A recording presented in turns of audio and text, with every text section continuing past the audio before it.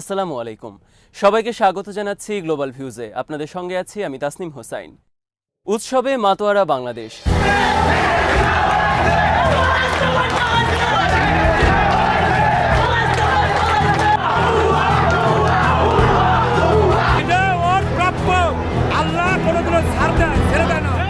স্বৈরশাসনের জগদ্দল পাথর ভাঙার আনন্দে ভাসছে টেকনাফ থেকে তেঁতুলিয়া।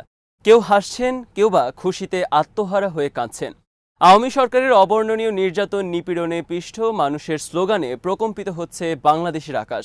সরকার পতনের এক দফা দাবিতে ছাত্র জনতার ডাকা সর্বাত্মক অসহযোগ কর্মসূচি ঘিরে অগ্নিগর্ভ হয়ে উঠেছিল দেশ। রোববার শতাধিক মানুষের প্রাণহানির পর সোমবার বৈষম্য বিরোধী ছাত্র আন্দোলনের কর্মসূচি ছিল মার্চ টু ঢাকা।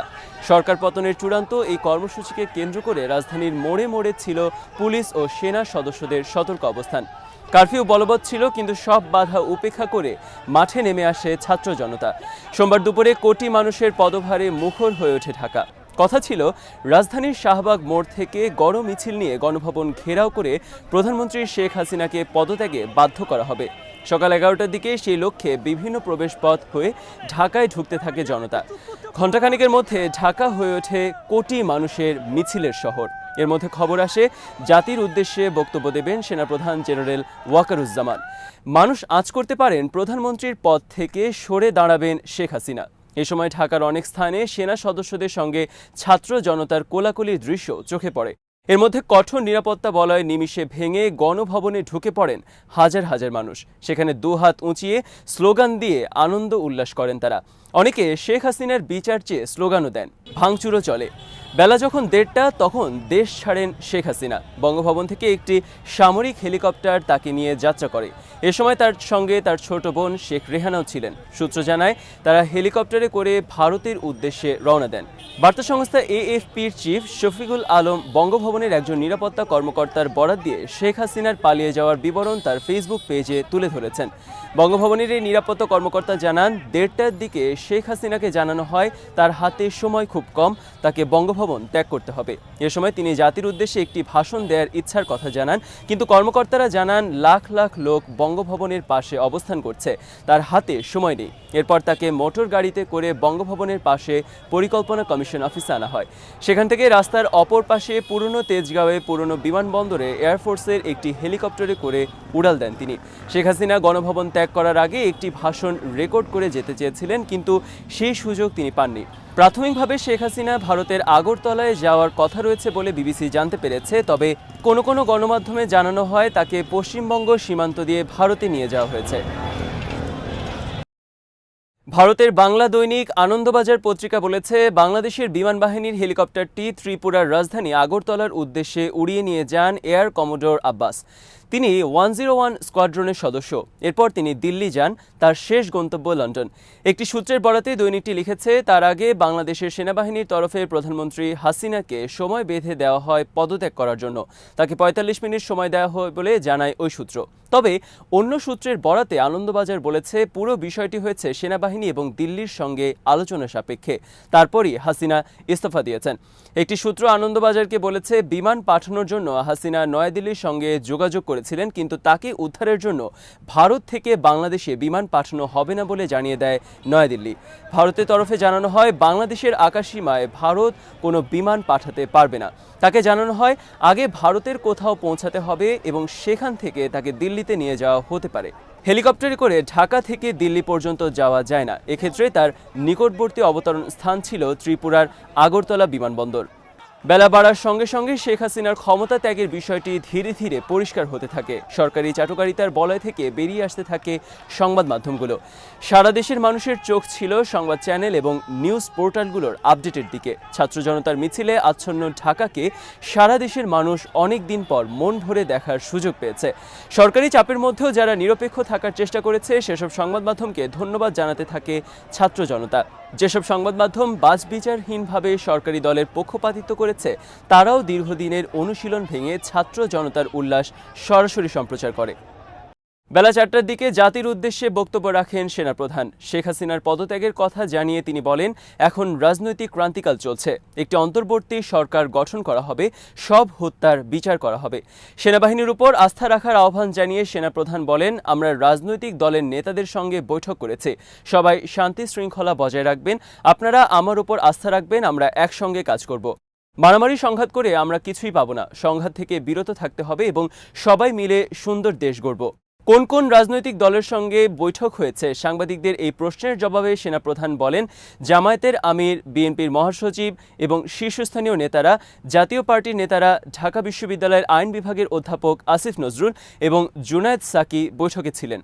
সুশীল সমাজের প্রতিনিধিরাও ছিলেন সেখানে। আওয়ামী লীগের কেউ বৈঠকে ছিলেন কিনা জানতে চাওয়া হলে তিনি বলেন, না, আওয়ামী লীগের কেউ ছিলেন না। তিনি শিগগিরই ছাত্র ও শিক্ষক প্রতিনিধিদের সঙ্গে আলোচনায় বসবেন বলে জানান। জেনারেল ওয়াকার জানান, আমরা এখন বঙ্গভবনে যাব এবং সেখানে অন্তর্বর্তী সরকার গঠনের ব্যাপারে বিস্তারিত আলোচনা হবে। দু একদিনের মধ্যে একটি অন্তর্বর্তী সরকার হবে বলেও জানান তিনি। দেশে জরুরি অবস্থা জারি হবে না জানিয়ে তিনি বলেন, অবস্থা স্বাভাবিক হলে কারফিউ তুলে নেওয়া হবে। সর্বশেষ খবরে জানা গেছে, অন্তর্বর্তী সরকার গঠন নিয়ে বঙ্গভবনে শীর্ষ রাজনৈতিক দলগুলোর সঙ্গে এবং প্রতিনিধিদের সঙ্গে রাষ্ট্রপতি ও সেনাপ্রধানের আলোচনা হয়েছে। বৈঠকে বিএনপি মহাসচিব মির্জা ফখরুল ইসলাম আলমগীর, দলের স্থায়ী কমিটির সদস্য মির্জা আব্বাস, জামায়াতে ইসলামীর আমির ডক্টর শফিকুর রহমান, হেফাজত নেতা আল্লামা মামুনুল হক, নাগরিক ঐক্যের সভাপতি মাহমুদুর রহমান মান্না, বিপ্লবী ওয়ার্কার্স পার্টির সাধারণ সম্পাদক সাইফুল হক সহ অন্যান্যরা উপস্থিত ছিলেন। ক্ষমতার পট পরিবর্তনের সময় রাজধানীতে বিচ্ছিন্ন ঘটনা ঘটে। বিক্ষোভকারীরা বিভিন্নভাবে তাদের দীর্ঘদিনের পুঞ্জীভূত ক্ষোভের বহিঃপ্রকাশ ঘটান। গণভবন, সংসদ ভবন এবং প্রধানমন্ত্রীর কার্যালয়ে ঢুকে পড়ে বিক্ষুব্ধ হাজার হাজার জনতা। সেখান থেকে অনেককে জিনিসপত্র নিয়ে যেতেও দেখা যায়। রাজধানীর বিভিন্ন স্থানে শেখ মুজিব এবং শেখ হাসিনার ছবি ও মূর্তি ভেঙে ফেলা হয়। শেখ হাসিনার ভারতে পালিয়ে যাওয়ার খবরে মোদি ও হাসিনার সম্পর্ক নিয়ে নানা ধরনের স্লোগান দেয় দেশের সাধারণ মানুষ। রাজধানীর ধানমন্ডিতে আওয়ামী লীগের সভাপতি শেখ হাসিনার কার্যালয়ে আগুন দেন তারা। আওয়ামী লীগের ঢাকা জেলার কার্যালয়ে অগ্নিসংযোগ করা হয়। বিক্ষুব্ধ জনতা রাজধানীর ধানমন্ডিতে স্বরাষ্ট্রমন্ত্রী আসাদুজ্জামান খান কামালের বাসায় হামলা ও ভাঙচুর করেন। ফটক ভেঙে হাজারো আন্দোলনকারী স্বরাষ্ট্রমন্ত্রীর বাসায় ঢুকে পড়েন। বাড়ির ভেতর থেকে ধোঁয়া বের হতে দেখা গেছে। ভেতরেও ব্যাপক ভাঙচুর হয়েছে এবং এরপর সংসদ ভবনে ঢুকে ভাঙচুর চালায় বিক্ষুব্ধ জনতা।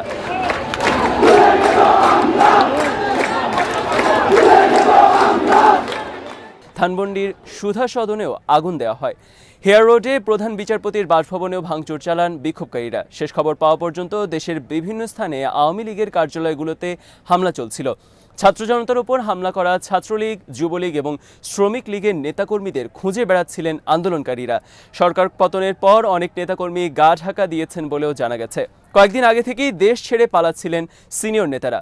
সোমবার সন্ধ্যায় ঢাকার শাহজালাল আন্তর্জাতিক বিমানবন্দরের কার্যক্রম 6 ঘন্টার জন্য বন্ধ ঘোষণা করা হয়। রাজনৈতিক বিশ্লেষকরা বলছেন, দেশে আজকে যা ঘটল এটাই হওয়ার কথা ছিল। গণঅভ্যুত্থান কখনো ঠেকানো যায় না।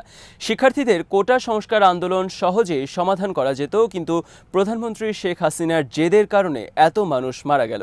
নির্বাচন বিশ্লেষক এবং সাবেক সামরিক কর্মকর্তা এম শাখাওয়াত হোসেন সোমবার সংবাদ মাধ্যমকে বলেন, গণমাধ্যমে প্রাণহানির যে চিত্র উঠে এসেছে, বাস্তবে এই সংখ্যা আরও অনেক বেশি। আরও কত মরদেহ কোথায় পড়ে আছে, কত গণকবর দেওয়া হয়েছে, কতগুলো নিরীহ মানুষের প্রাণ ঝরেছে। হাসিনা তো পালিয়ে গেলেন, এখন এর জবাব দেবে কে? তিনি বলেন, 15 বছর মানুষ ভোট দিতে পারেনি, দিনের পর দিন ভোট চুরি হয়েছে।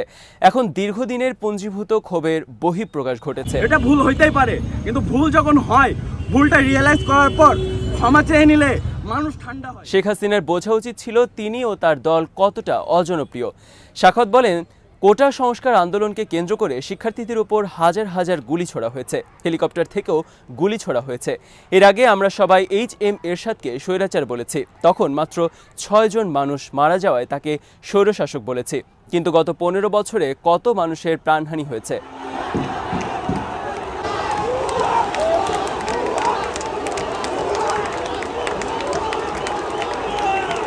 2009 সালে পিলখানায় বিডিআর বিদ্রোহের ঘটনায় 57 জন সেনা কর্মকর্তা মারা গেছেন। এখন এর জবাব দেবে কে?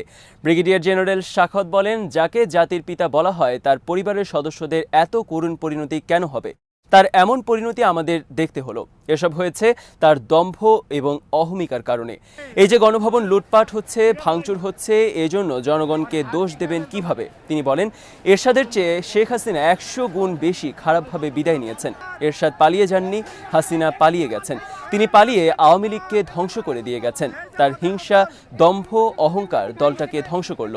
রোববার ছিল আন্দোলনের সবচেয়ে রক্তক্ষয়ী দিন। সর্বাত্মক অসহযোগ কর্মসূচির প্রথম দিনে সরকার সমর্থক নেতাকর্মী এবং পুলিশের সঙ্গে বিক্ষোভকারীদের সংঘর্ষে রাজধানী ঢাকা সহ 20টি জেলা মহানগরে অন্তত 102 জন নিহত হয়েছে। এর মধ্যে সিরাজগঞ্জের এনায়েতপুর থানায় হামলায় পুলিশের 13 সদস্য এবং কুমিল্লার ইলিয়টগঞ্জে হাইওয়ে থানার এক পুলিশ সদস্য নিহত হন। এদিন দেশের অন্তত 50টি জেলায় সংঘাত সহিংসতার ঘটনা ঘটে। বেশিরভাগ জায়গায় বিক্ষোভকারীদের সঙ্গে মূলত সংঘর্ষে জড়ান আওয়ামী লীগ এবং দলটির সহযোগী সংগঠনের নেতাকর্মীরা। শিক্ষার্থীদের এই আন্দোলন ঘিরে রাজধানী ছিল সারা দেশ থেকে কার্যত বিচ্ছিন্ন। দিনভর ঢাকা ছিল বিক্ষোভ আর সংঘর্ষের নগরী। ঢাকার বাইরে বিভিন্ন জেলা শহরের চিত্র ছিল অনেকটা একই।